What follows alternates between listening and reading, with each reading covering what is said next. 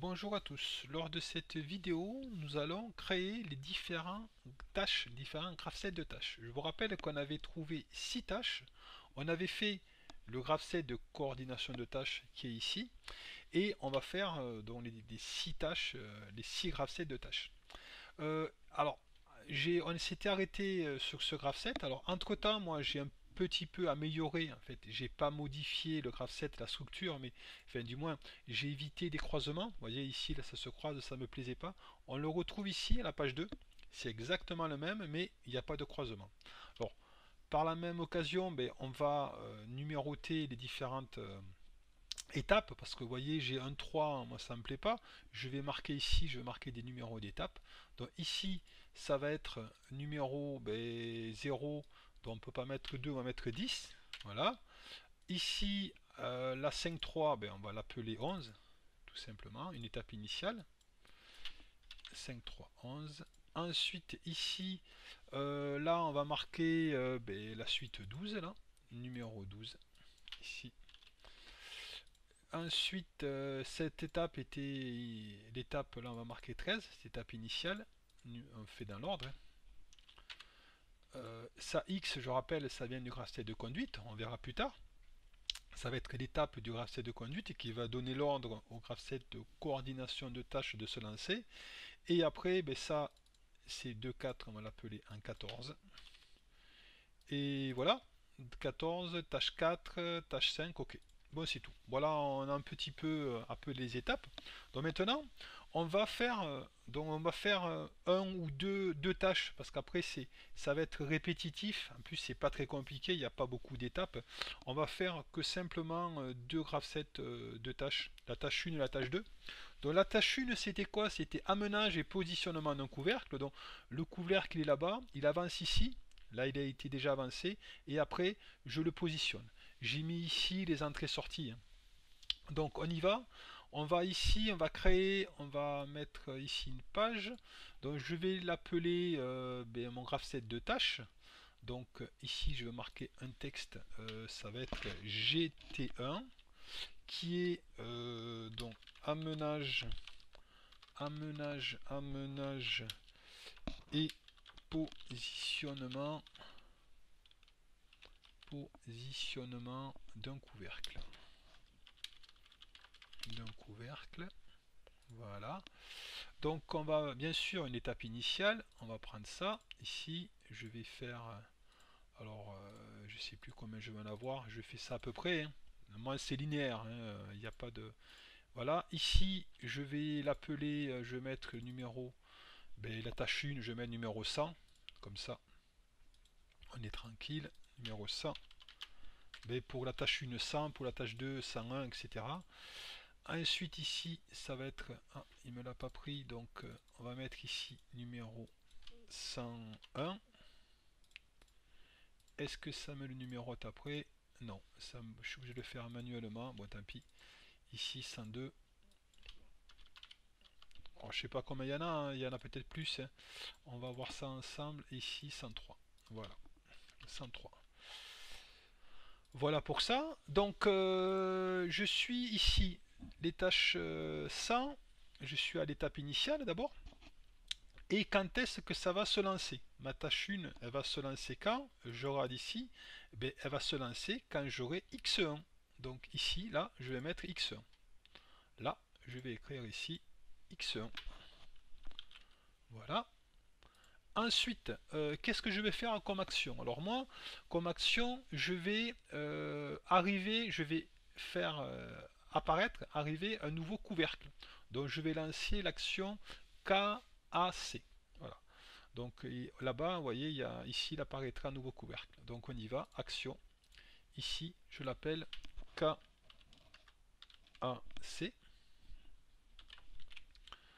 Voilà. Ensuite, ma transition, dans ma réceptivité, je vais faire quoi? Là, je vais mettre une temporisation 0,1 seconde, c'est-à-dire que ça apparaisse, un couvercle apparaît et après ça s'arrête, c'est la simulation. Donc X1, ça aurait pu avoir une autre machine qui amène un couvercle. Non, c'est pas ça. C'est ici réceptivité, ici donc là 0,1 seconde. Donc c'est normalisé 0,1 seconde slash x101, c'est bien ça, ma temporisation. Ensuite, qu'est-ce que je vais faire? Ben, je vais lancer le tapis. Donc le tapis c'est KM1, convoyeur emmenage couvercle. Donc ici, comme action, je vais lancer KM1. Voilà. Ensuite, qu'est-ce que je vais faire? Je vais passer devant ce détecteur là, ici qui s'appelle ESC, voilà, détection passage d'un couvercle. Donc je vais passer au front descendant en fait. Je vais passer au front descendant, je vais lancer une petite temporisation et après il sera bien positionné. Je l'ai fait en dynamique, ça marche comme ça. Donc ici la réceptivité, je vais partir au front descendant, donc c'est front descendant, ça s'écrit comme ça, ESC, voilà, front descendant, le passage de 1 à 0, je répète. Ensuite là, ben, je vais lancer l'action KM1, il va tourner toujours un petit peu pour aller au bout, sinon il est mal positionné.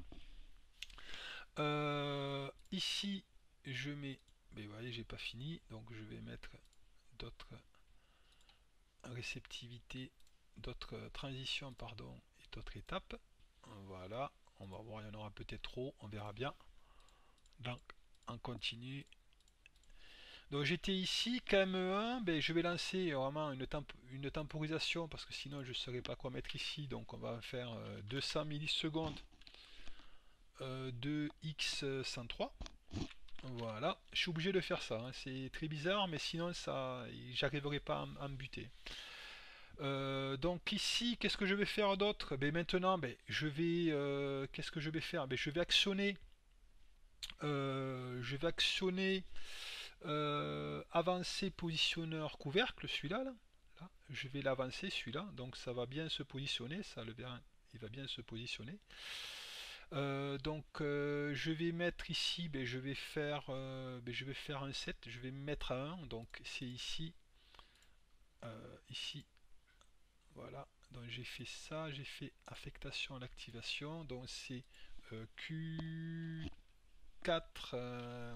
Q4YV 2 points égal à 1, voilà, donc nous ce sera un 7, hein, sûr qu'on va le programmer.